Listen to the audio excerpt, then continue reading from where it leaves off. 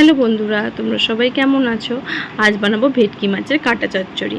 তার জন্য মা কড়াইয়ে প্রথমেই সর্ষের তেল দিয়ে দিয়েছে এবং তার মধ্যে একটু নুনও দিয়ে দিয়েছে যাতে কাঁটাগুলো না ফোটে। এরপর তেল গরম হয়ে এলে ভেটকি মাছের কাঁটাগুলো দিয়ে সেগুলো ভালো করে ভেজে নিতে হবে।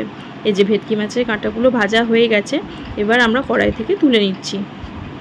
দিয়ে এবার ওই একই তেলের মধ্যে তেজপাতা, শুকনো লঙ্কা আর গোটা জিরে ফোড়ন দিতে হবে। এবার ফোড়নটা একটু এসে গেলে তার মধ্যে পেঁয়াজ কুচি দিয়ে পেঁয়াজটাকে ভালো করে লাল লাল করে ভেজে নিতে হবে।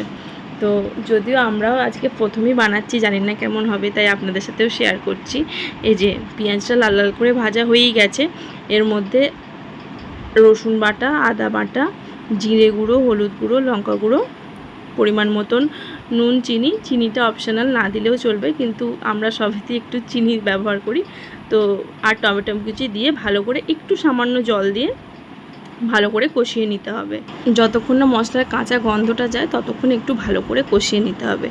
এখানে মশলা থেকে বেশ ভালো রকম একটা তেল ছেড়ে গেছে। এই অবস্থায় ভেটকি মাছের ভেজে রাখা কাঁটাগুলোকে দিয়ে দেবো। দিয়ে হালকা করে আবারও এটাকে একটু কষিয়ে নেবো।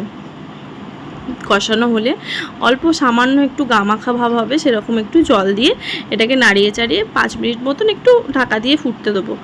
এবার রেডি হয়ে গেছে আমাদের ভেটকি মাছের কাঁটা চচ্চড়ি।